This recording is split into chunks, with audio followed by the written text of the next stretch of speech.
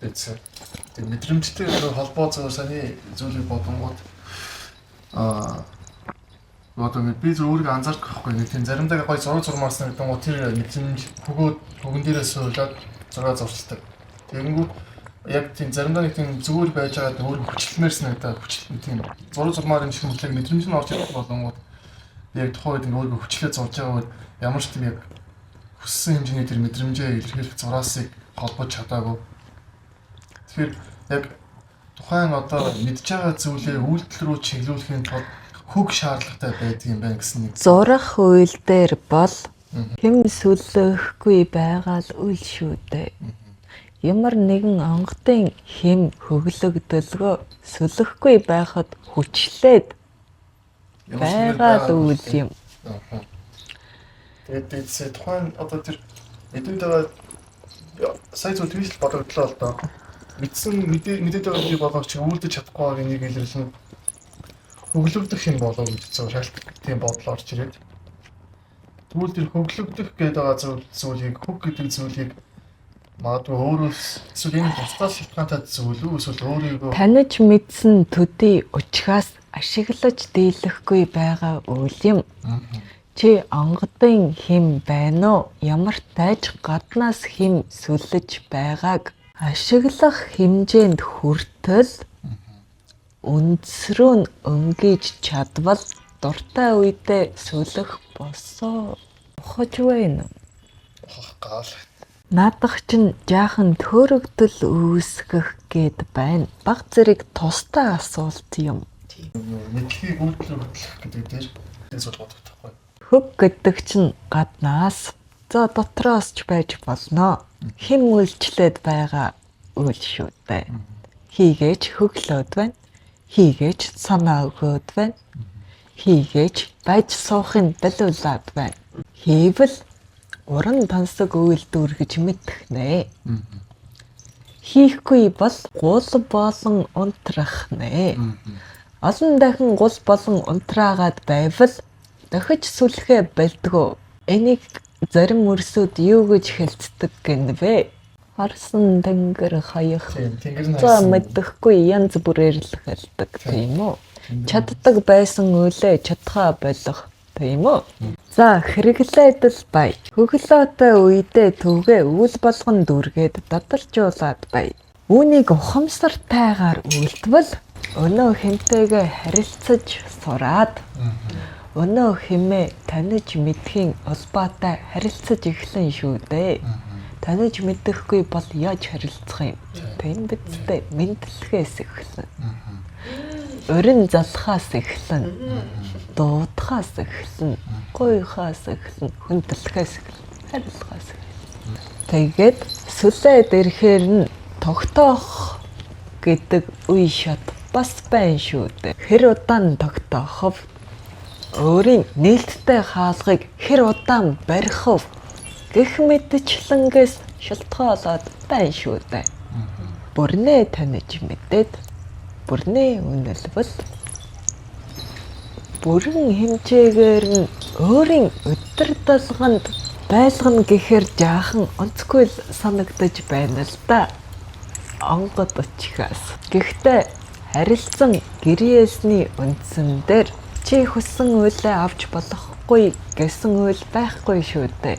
Хариуд нь хайр итгэл хүндлэл өөрийн мэдрэмж хөгөө олигтойхон агсаж чадах юм бол гэрээлэхэд ямар ч асуудалгүй шүү дээ. Тэгээд зөв шигээрээ түрүү нэг та бардамнал ярьж байхад би шал ондоо юм яриад хазаалгач. Тийм. Бардамналыг яаж ашиглах вэ гэвэл жишээлбэл нэгэн хүмүүнтэй тулалдая. Чи тэр хүмүүнээс өөрийгөө дээргэж сэтгэж байж ялна үсттэй. Тийм.